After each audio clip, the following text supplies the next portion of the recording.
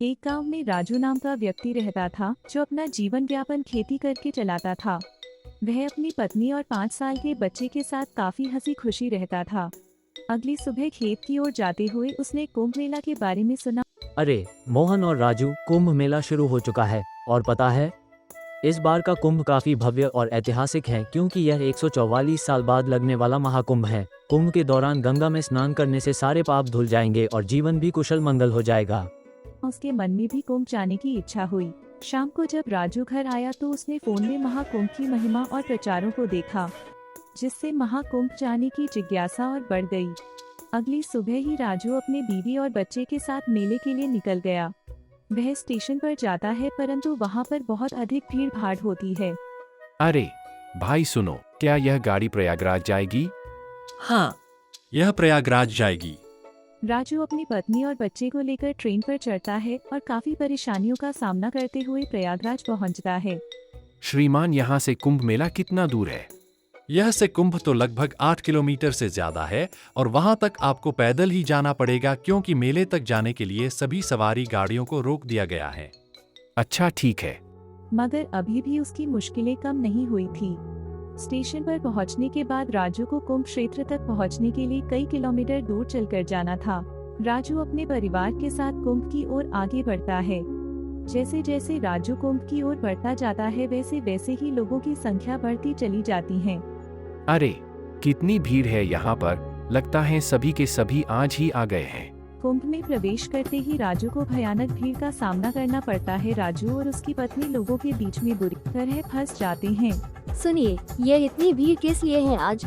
शांति, आज 4 बजे गंगा स्नान का शुभ मुहूर्त है, इसलिए ज्यादा भीड़ हो गई है। राजू के 5 साल के बच्चे को भी काफी परेशानियां झेलनी पड़ती हैं। राजू और उसका परिवार घंटों तक धक्का खाते हुए गंगा घाट के करीब पहुंचते हैं। लंबे समय से चलने और विभिन्न परेशानियां झेलने के कारण वे सभी थक जाते हैं और कुछ देर के लिए वहीं पर किनारे की ओर आराम करने का निर्णय लिया। हम कुछ देर आराम करने के लिए यहीं पर रुकते हैं और आप गोपाल के लिए कुछ खाने का ले आइए, इसने सुबह से कुछ नहीं खाया है। अच्छा ठीक है। पत्नी और बच्चे के भूखे होने के कारण राजू उनके लिए खाने पीने का सामान लेने जाता है।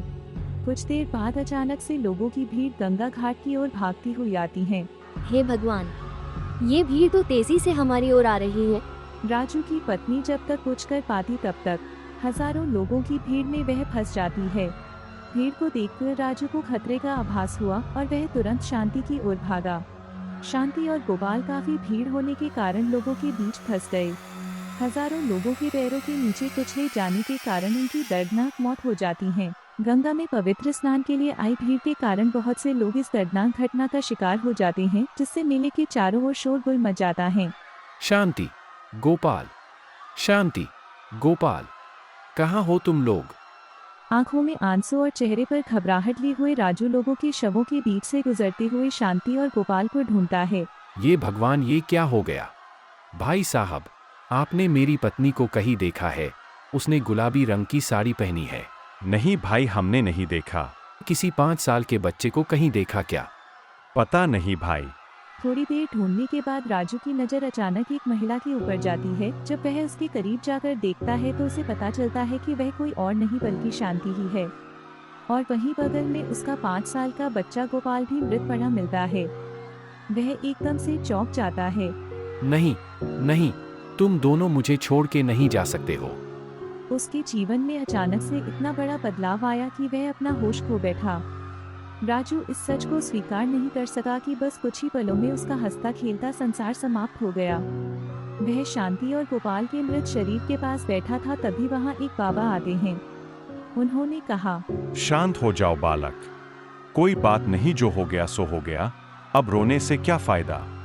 तुम्हारी पत्नी और बच्चे को मृत्यु नहीं बल्कि गंगा घाट के किनारे मोक्ष प्राप्त हुआ है। वह सीधा स्वर्ग की ओर गए हैं।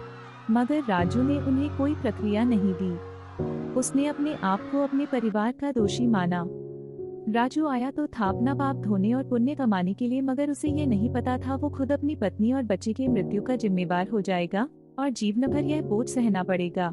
इस कहानी से हमें ये शिक्षा मिलती है कि मनुष्य को हमेशा अपनी सूझबूझ से काम करना चाहिए तथा अपनी आस्था में अंधविश्वास की जगह विश्वास को मजबूत बनाना चाहिए, क्योंकि गंगा में स्नान से केवल तन धुलता है, मन नहीं।